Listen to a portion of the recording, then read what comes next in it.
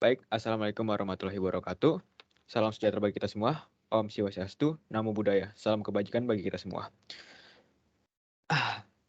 Sekarang kami akan membawakan artikel yang berjudul Kebijakan Pemerintah dalam Menangani Tarif Listrik Naik sebagai Penyebab dari Inflasi.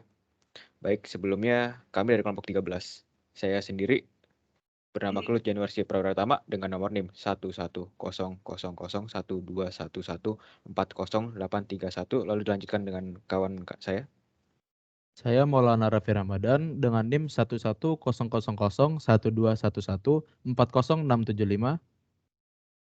Saya Sofa Zuno Hasani dengan NIM 1100121130430453. Dan saya Muhammad Farrozi dengan NIM 110012110679.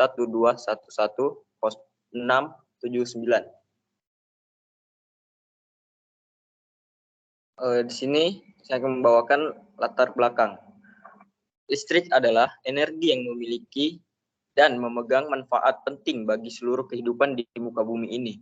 Teknologi yang menciptakan dari listrik semakin bervariasi, baik dari segi pengembangan dan penggunaan listrik itu sendiri. PLN, perusahaan listrik negara pada tahun 1972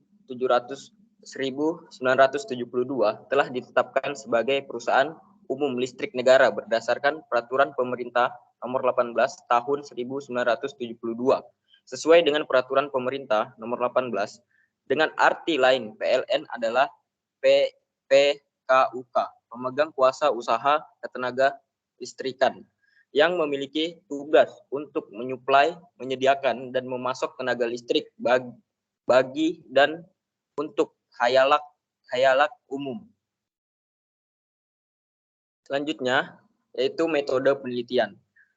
Penelitian ini mengadopsi metode penelitian yuridis normatif, yaitu penelitian yang bersumber dari kepustakaan atau juga penelusuran data sekunder yang bersifat deduktif atau didasarkan kepada teori atau konsep yang bersifat umum serta diaplikasikan untuk menjelaskan data atau menunjang perbandingan yang menghubungkan seperangkat data dengan seperangkat data lainnya. Selanjutnya, yaitu kerangka teori. Menurut Van Wyk Koninberg, peraturan yang mengatur administrasi adalah instrumen yuridis yang memungkinkan masyarakat berpartisipasi dalam pengendalian tersebut dengan tujuan terdapatnya suatu perlindungan hukum. Sesuai dengan persetujuan pemerintah, tarif listrik akan disesuaikan berdasarkan kenaikan daya beli uang, kenaikan bahan bakar, dan pembelian listrik dari IPP dan kemerosotan rupiah. Namun, pelanggan bersubsidi tidak harus menyesuaikan harga listrik. Pemerintah berkomitmen melindungi masyarakat dengan tetap memberikan subsidi listrik bagi yang memenuhi syarat sesuai dengan ketentuan Undang-Undang Nomor 30 Tahun 2009 tentang ketenaga listrikan. Selanjutnya ada hasil dan pembahasan. Pengaturan tarif listrik yang mengalami kenaikan dan sebabnya. Hak untuk bertindak oleh pemerintah dalam peraturan perundang-undangan administrasi negara adalah hak yang diberikan atas dasar norma hukum yang aktif. Perbuatan hukum pemerintah dapat dibedakan atas perbuatan hukum atau rek handling atau perbuatan hukum pemerintah terbagi atas perbuatan hukum publik dan perbuatan hukum privat. Dan perbuatan yang bukan perbuatan hukum atau fatality handling, yaitu perbuatan nyata adalah perbuatan yang tidak ada hubungannya dengan hukum. Lalu ada golongan masyarakat yang terkena dampak dari kenaikan tarif listrik. Pemerintah telah mengumumkan kenaikan tarif listrik untuk pelanggan dengan golongan 3.500 VA ke atas atau R2 dan R3 dan golongan pemerintah P1, P2, dan P3 atau golongan pelanggan non-subsidi. Penyesuaian tarif listrik ini berlaku mulai 1 Juli 2022. Penyesuaian tarif listrik dilakukan pada 5 golongan pelanggan non-subsidi. Adapun pelanggan yang mengalami kenaikan tarif, yakni golongan R2, R3, P1, sampai P2, dan P3. Besaran kenaikan tarif listrik yaitu untuk pelanggan rumah tangga R2 dengan daya 3.500 VA hingga 5.500 VA dan R3 dengan daya 6.600 VA ke atas, tarifnya naik dari Rp1.444.000 70 per kilowatt menjadi 1.699,53 per 1.000 watt.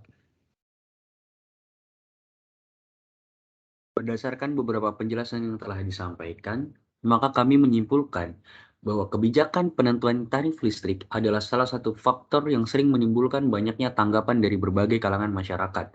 Dikarenakan listrik telah menjadi kepentingan halayak umum, maka elastisitas harga permintaan merupakan salah satu faktor penting yang menentukan perubahan harga akibat perubahan jumlah yang diminta. Secara umum, permintaan elastis untuk suatu barang berarti bahwa kenaikan harga dengan persentase tertentu akan menurunkan jumlah yang diminta dengan persentase yang lebih besar daripada persentase kenaikan harga.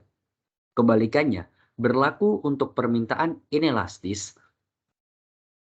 Tindakan pemerintah yang berdasarkan hukum adalah tindakan pejabat yang berwenang dengan akibat hukum. Ada dua jenis pemerintah di bidang hukum privat, di mana penguasa melakukan hubungan hukum berdasarkan hukum privat. Perbuatan hukum di bidang hukum publik terbagi dalam dua kategori, yaitu dalam hal ini sebagian yang menentang dan mengatakan bahwa tidak ada kesepakatan kehendak di antara para pihak.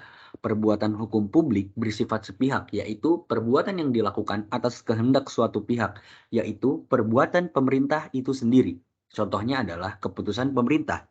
Penerapan teori dalam bukti empiris ini, jika kita korelasikan dengan teori JBMJ Tenbridge, dia percaya bahwa sanksi sangat penting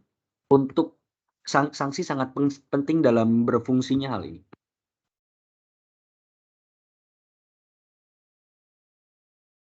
Sekian yang dapat kami sampaikan. Terima kasih. Wassalamualaikum warahmatullahi wabarakatuh. Salam sejahtera untuk kita semua.